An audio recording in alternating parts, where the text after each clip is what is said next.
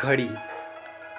दोस्तों, घड़ी हमारे जीवन का बहुत ही महत्वपूर्ण हिस्सा है, क्योंकि ये ना सिर्फ हमें वक्त बताती है परंतु हमें वक्त के साथ जीना भी सिखाती है। आज हम जानेंगे इस घड़ी से संबंधित कुछ वास्तु टिप्स। पर इससे पहले जी हाँ दोस्तों, आपके अपने योर सेंटर को तो सब्सक्राइब अवश्य करें, परंतु वास्तु टिप्स से पहले आज हम आपको हमारी भारतीय काल गणना के बारे में कुछ बताएंगे। पल भर के लिए कोई हमें प्यार कर ले, झूठा ही सही। नहीं, ये गाना यहीं पे बजा है। दोस्तों, इस गाने से हम सब वाकिफ़ है, पर क्या आपको पता है कि पल मतलब कितना समय होता है? जी हाँ दोस्तों, एक पल यानी 24 सेकंड होती है, और ऐसे ही 60 पल मिला के एक घड़ी या एक घड़ी कहलाती है, जो कि 24 मिनट की होती है। इसी तरह 2 घड़ी और फिर 4 घड़ी, और इससे जैन मुनि ने मुहूर्त शास्त्र में चौघड़ियाँ बनाए थे, जो कि हम इस्तेमाल में बोलते हैं कि अभी शुभ चौघड़िया चल रहा है या अभी लाभ चौघड़िया है। इसके बारे में हम फिर कभी जानेंगे। ऐसे 7.5 घड़ी मिलके एक प्रहर बनता है, और ऐसे 8 प्रहर मिलके एक दिन होता है।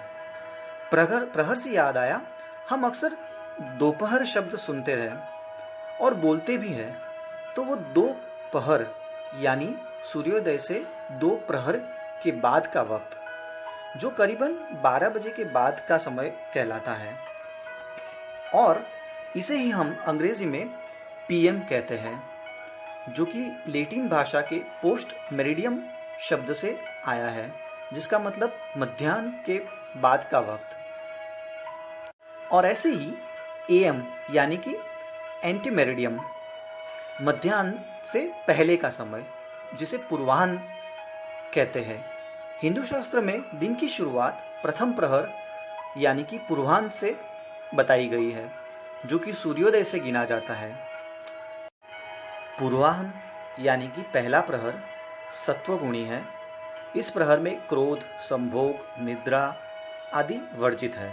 इस प्रहर में सुख प्राप्ति के लिए माता पिता के आशीर्वाद लेना एवं सूर्यदेव को जल चढ़ाना चाहिए।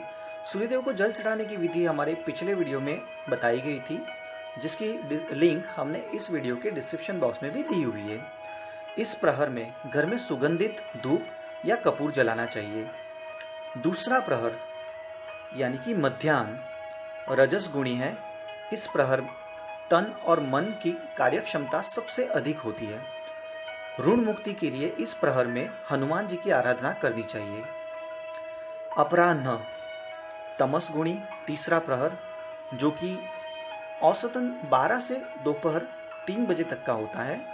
संतान प्राप्ति इच्छुक दंपत्ति को इस प्रहर में श्री कृष्ण की उपासना से लाभ रहता है। सत्वगुणी चौथा प्रहर यानी कि सायंकाल में पौधों में पानी देने से पारिवारिक संबंधों में मधुरता रहती है। शाम के 6 बजे से रात्रि के प्रहर शुरू होते हैं, जिसमें पहला प्रहर प्रदोष या रौद्र प्रहर भी कहा जाता है, जो कि सत्व और रजस गुणी रहता है।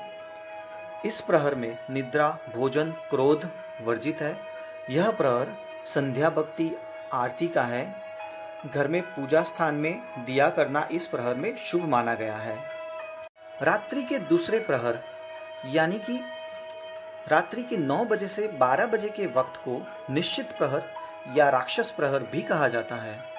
यह प्रहर पूर्णतः राजसिक है। इस प्रहर में नई चीजें न खरीदें एवं इस प्रहर में खाना खा के सो जाना चाहिए। इस प्रहर फूल पत्ते बिल्कुल न तोड़े, तथा पशुओं को इस प्रहर भोजन कराने से आर्थिक मजबूती बनी रहती है।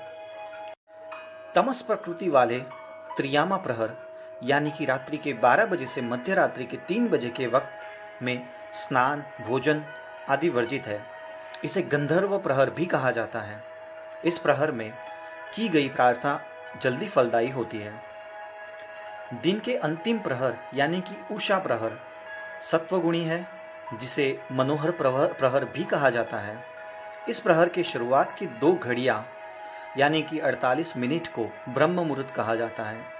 योगियों के लिए यह मुहूर्त परमात्मा से जुड़ने का सबसे सरल समय होता है। यहाँ तक कि विद्यार्थियों के लिए भी यह मुहूर्त में की गई पढ़ाई जल्दी से याददायी रहती है। जाने से पहले दोस्तों, घड़ी के बारे में आपके लिए वास्तु टिप्स में योर सेंटर की ओर से बताना चाहेंगे कि घर में बंद घड़ी कभी भी न रखें। यह भाग्य में अवरोध करती है। घर की सारी घड़ियों में एक समान समय होना चाहिए। शुभत्व पाने के लिए घड़ी को पूर्व दिशा में लगाएं।